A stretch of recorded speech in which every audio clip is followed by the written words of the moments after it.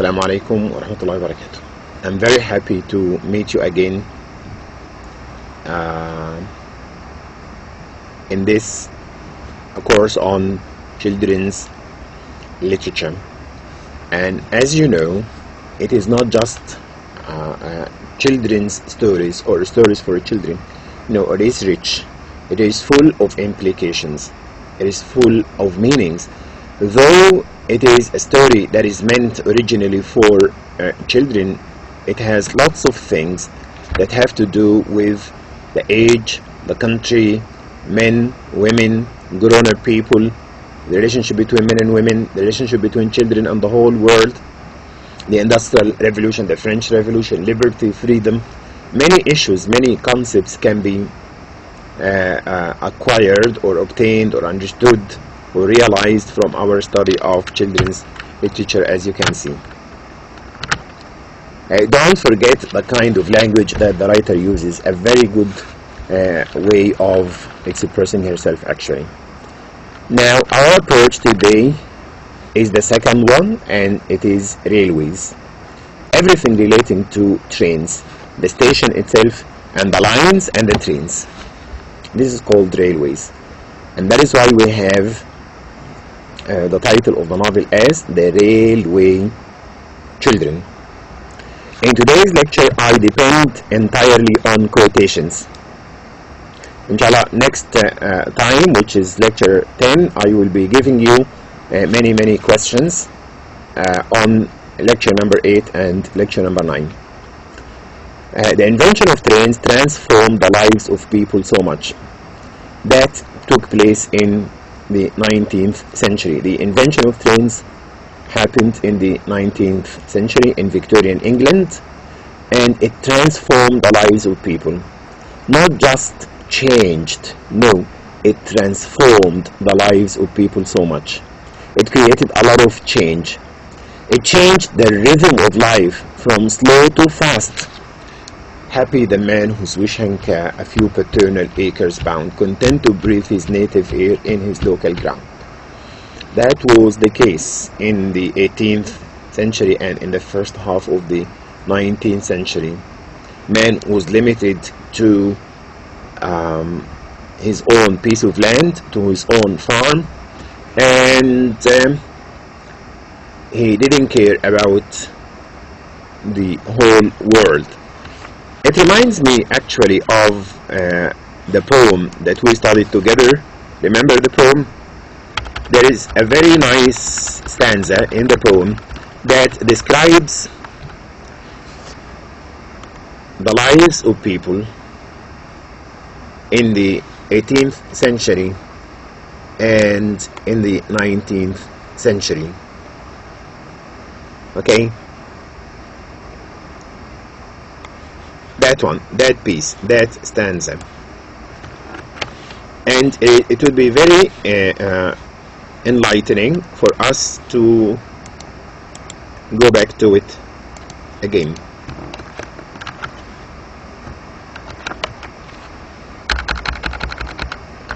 It's from the poem and we had it before.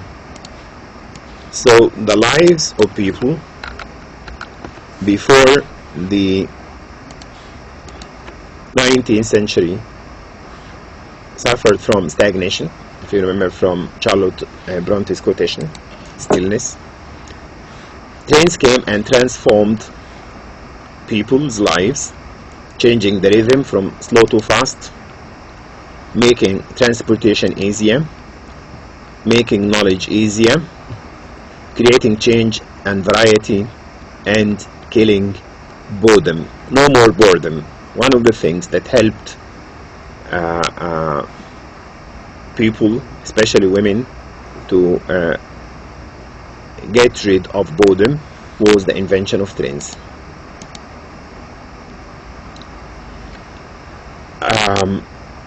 For those who perished on the line, this is part of the novel, it's a poem. For those who perished on the line, he did not seem to care, his engine being more to him than all the people there. For those who died in battle, at war, for politics, for the outer world, for the whole world outside, he, that is to say, he and she. That is to say, everyone.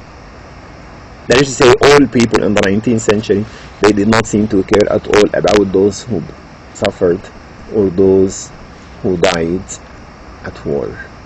Why? Because his engine, his family, his life, his piece of land, his farm, being more to him than all the people there.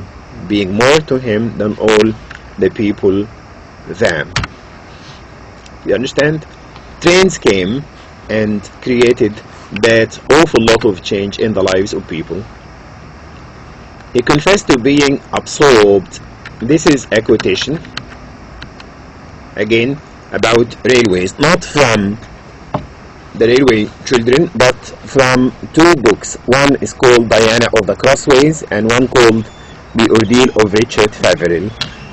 Both are written by George Meredith, the British novelist who wrote in the 19th century. We have two examples or two quotations also talking about trains and about the differences that trains brought about in the lives of people. He confessed to being absorbed in railways. What is absorbed? Very engaged, very concerned, very interested, very busy with railways. The new lines of railways projected to thread the land and fast mapping it. Mapping it fast. That is to say, creating a new map, shaping the world again. That's from George Meredith. How gloriously we go along, people, passengers, going on the train. How beautiful it is to ride the train. I should like to ride on a railway every day. That's one character in the novel. I should like to ride on a train, on a railway every day. They say it rather injures the digestion. It is bad for your tummy. Nonsense. I see how you'll digest tonight and tomorrow. I hate, look at this, it's beautiful.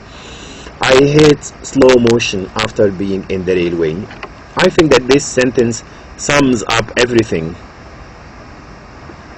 I here refers to every man and woman in the 19th century. What does it say again? We can highlight it this way.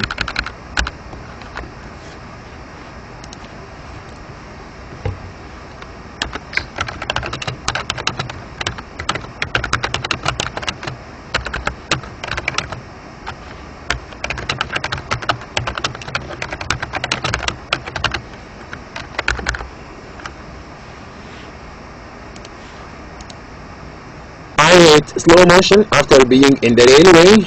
Every man and woman in the 19th century seemed to say this. Do you understand? Creating a lot of change, of course. Railways. Remember, this is the second approach, third approach. Children's literature, feminism, and the railways. Children never thought of trains before. I'm talking now about the novel. As I said, we have to link theory and practice. Theory and practice.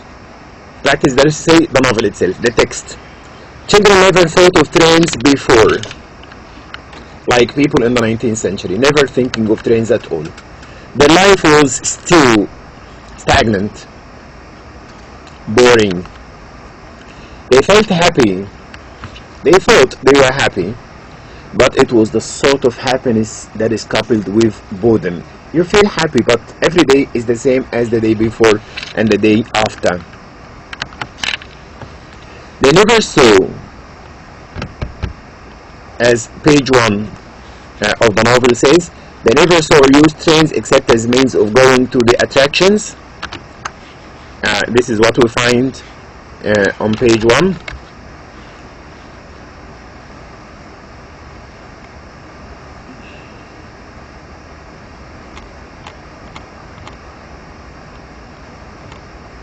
Here, I don't suppose they had ever thought about railways, except as means of getting to masculine and cooks, the pantomimes, zoological gardens, and Madame Tussauds.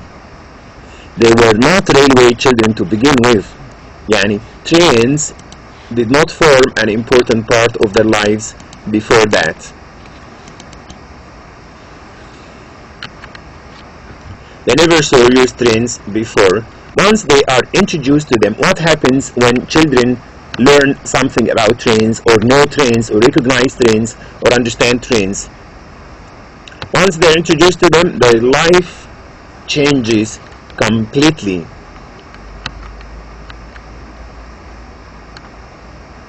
On one page of the novel, they are preparing for a train journey that will take them from their house to a new house, like the train taking people from the 18th century to the 19th century. A whirling week of packing followed, not just packing clothes like when you go to the seaside, but packing chairs and tables, covering their tops with sacking and their legs with straw. All sorts of things were packed. Look at the word pack, pack, pack.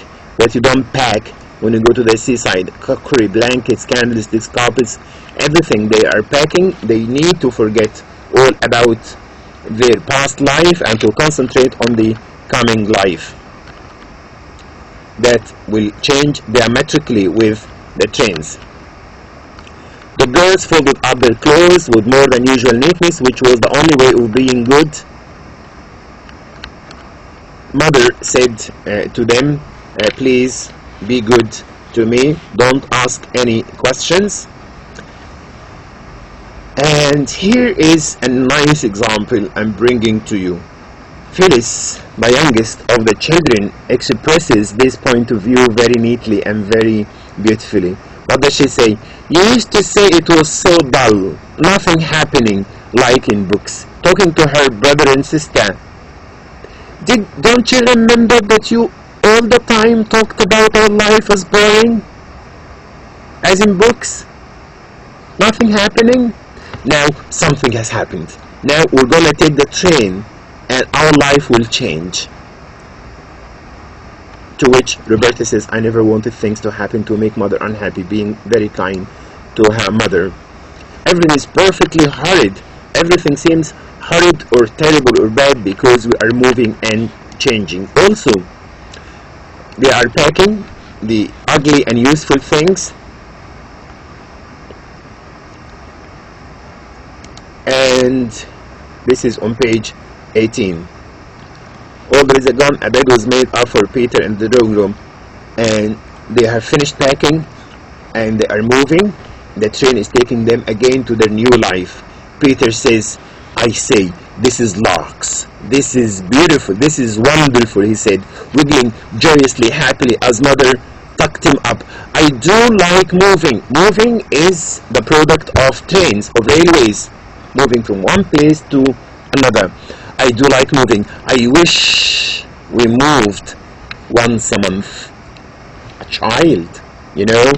And the wise mother just laughs. Mother laughed. This was the first train the children saw on that railway, which was in time to become so very dear to them. The train will be very dear to the children.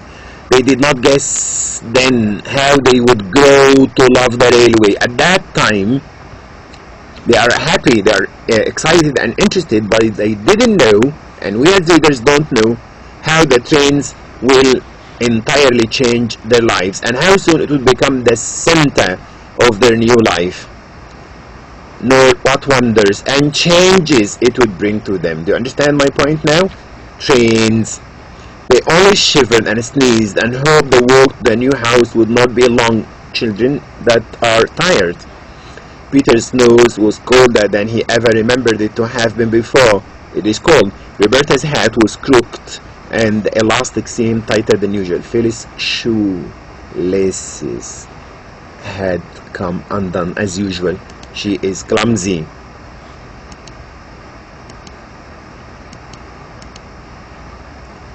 A long gate had to be opened for the car to pass through, and after that the road seemed to go across fields, and now it went downhill. Presently a great dark lumpish thing showed over to the right. That's the house, said mother. I wonder why. She shut the shutters. Now, from now on, we will couple trains and feminism together. We'll go back to the novel. We have finished our theoretical introduction to the railways. And please notice what I said, trains are so very important to the development of the novel and of the wonderful family consisting of a mother and 3 children. Now they are moving to the house and mother is taking responsibility for bringing up the children again. Everything about their life is under her responsibility. I wonder why she's shut the shutters. Again, another woman is introduced. And who's she? Mother doesn't say who is she. Roberta is asking. Mrs. Vinny, the woman I engaged to clean the place and put the furniture straight and get supper. No, these things are very important for the children. If they are tired, they need something to eat, they need a roomy, comfortable place to rest, and mother has taken care of all this. Very wise mother. It's only the rats, said the cartman. When they go into the house, it is dark and there is motion and movement, hustle and bustle in the house, and they get shocked. The man says, "Oh, don't worry, don't panic. It is only the rats." The cartman says, and he went away and shut the door, and the sudden draught of it blew out the candle. No light at all. "Oh dear," said Phyllis, "I wish we hadn't come." And she knocked the chair over. As usual, she knocks something down. "Only the rats," said Peter in the dark, exclaiming. The next chapter, chapter 2, talks about Peter's coal mine. The beginning was chapter 1. This is chapter 2, talking about the coal mine. So shifting completely towards the railways.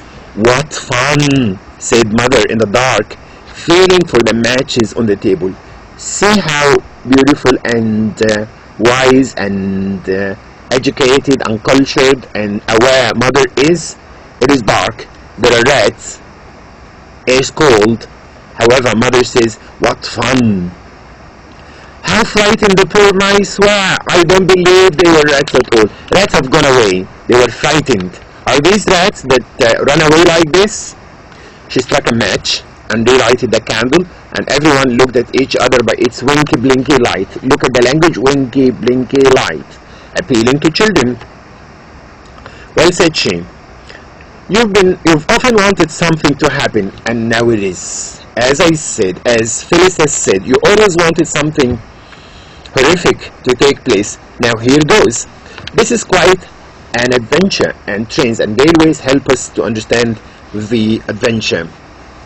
I told Mrs. Vinny to get us some bread and butter and meat and things, and to have supper ready. I suppose she laid it in the dining room. So let us go and see, creating suspense and allowing every child in the family to participate in looking for the food. "What a horrid old woman," said mother. "She just walked off with the money and not got us anything to eat at all." Mother is realistic.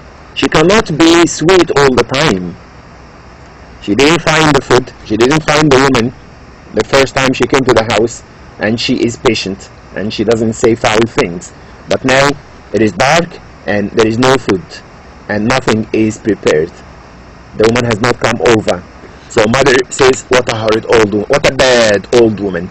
Maybe this is the first time that mother says something indecent like that, but the writer wants us to know that the novel is realistic enough that even mother can say something strong like this. And she has a reason, because the woman has walked away, she's taken the money, and she has not done anything.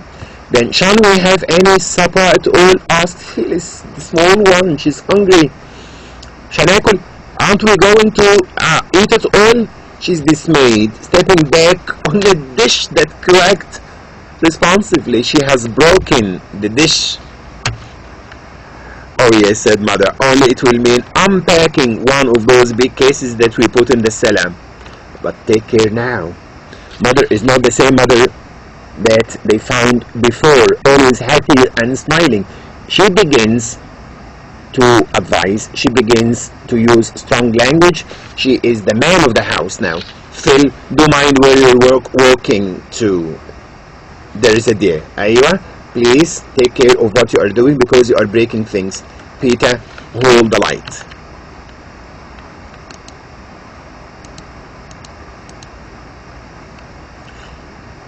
Now they want to break the tins, a pack of sardines or tuna that they want to open in order to eat. They try to open it. Father used to open it easily. Now mother tries and she fails. Roberta tries and she fails. Peter comes over and says, let me do it. I'm the man of the house. Thinking he could do it better himself. Everyone thinks this when he sees another person stirring a fire, opening a box or untying a knot. You'll hurt your hands, Mommy, said Roberta. Let me. Roberta tries. I wish Father was there. Phyllis, wisdom on her tongue. He'd get it open in 2 shakes. What are you kicking me for, Bobby? Bobby is kicking her. Stop it. Don't say that. She has not said anything, but the kick on her boots means this is not good for Mother. Don't say it. What are you kicking me for, Bobby? I wasn't, said Roberta. They are kids. Very realistic. Hooray, said Mother. Here are some candles. The very first thing. You girls go and light them. You'll find some sauces and things. Just drop a little candle grease in the saucer and stick the candle upright in it. She teaches them how to light the candles. How many shall we light? I want you to understand this, ladies and gentlemen. A very nice piece of information.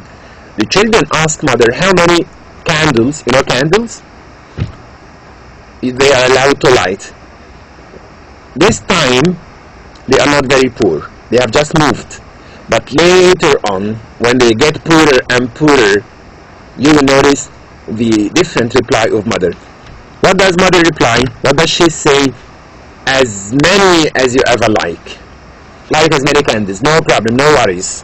But later on, when they are poor, she will say just a few, please. Don't light all. The great thing is to be cheerful. What is most important for you is to be cheerful, to be happy.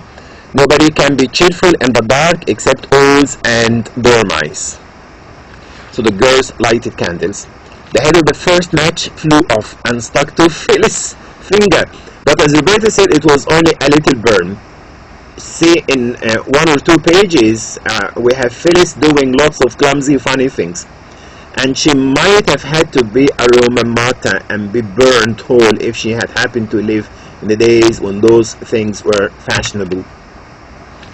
Then, when the dining room was lighted by 14 candles, Roberta fetched coal and wood and lighted a fire. And they are reunited again as a whole family.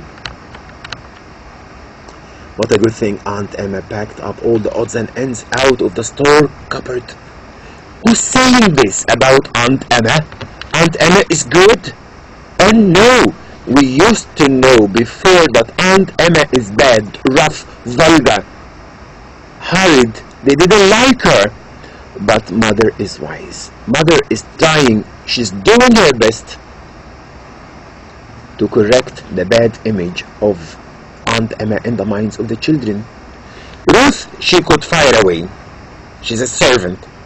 But can't she drive away Aunt Emma as well, the sister of their father? If she finds that they do not like her, could she just strengthen and support this point, reinforce it in the minds of the children? No. She's wise. This is your aunt, and you have to like her. She says, what a good thing Aunt Emma packed up all the odds and ends out of the store cupboard, she said. Now, Phil, don't put the marmalade spoon in among the sardines. Can you put sweets with sardines? She's advising Phyllis again. Phyllis is impossible. No, I won't, Mother, said Phyllis, and put it down among the marine biscuits. Let's drink Aunt Emma's health. Roberta, the eldest of the children, is much more open-minded than her brother and sister, and she realizes what Mother has been trying to say, to correct the image of Aunt Emma in their minds. So Roberta says, let's drink Aunt Emma's health. what should we have done if she hadn't packed up those things? It is Aunt Emma who added those things in the bags and briefcases so that they can make use of when they go to the new house. Here is to Aunt Emma. We're approaching the end of the lecture. They all felt that they had been a little hard on Aunt Emma. All now. They begin to understand that Aunt Emma is a good woman. She wasn't a nice, cuddly person like Mother. True, this is true. She was not like Mother, but after all, it was she who had thought of packing up the odds and ends of things to eat. She knew that they would be hungry and that they will need such stuff in order to eat, and this is the time, the proper time, the right time for Mother to correct the image in their minds, the image of Aunt Emma that was blurred before. It was Aunt Emma too who had aired all the sheets ready, the sheets that you put on the beds, and the man who had moved the furniture had put the bedsteads together, so the beds were soon made. As you can see, ladies and gentlemen, the writer couples feminism and the railways in this part of the novel and in all parts of the novel. What's the matter? Asked Phyllis, still almost wholly asleep. They need to go to school, and they wake her up. She says, can you read that? Try to read this. It is not English. It is one way, it's very similitude, one way of the writer copying the language of Phyllis as she wakes up from sleep. What's the matter? You know? What is the matter? Wake up, said Roberta. We're in the new house, don't you remember? No servants or anything. Change, you know. Let's get up and begin to be useful. We'll just creep down Mouse quietly and have everything beautiful before Mother gets up. I've woke Peter. We'll be dressed up soon. So they dressed quietly and quickly. Of course, there was no water in the room, so when they got down, they washed as much as they thought was necessary under the spout of the pump in the yard. One pumped and the other washed. It was splashy but interesting. The new house, the new circumstances, very interesting. It's much more fun than basically washing in the basin. Do you understand? Washing in the basin is at home, but here it's funnier using the pump rather than the basin. How sparkly. Look at the words. What's the matter? Sparkly, splashy, basiny, washing. You understand? And the flowers, they begin to take interest in the new house and in everything about it. Here I have tried to add a new approach to the novel, which is railways, and by the end of the lecture we have seen how the writer has combined feminism and the railways in her explanation and in her exposition of the ideas and the story and the characters. With all these three things in the background, starting from next lecture, inshallah, we'll go as fast as possible with the chapter so we can reach the end of the story. Thank you very much. I have enjoyed talking to you over the last two lectures. Assalamu alaikum wa rahmatullahi wa barakatuh.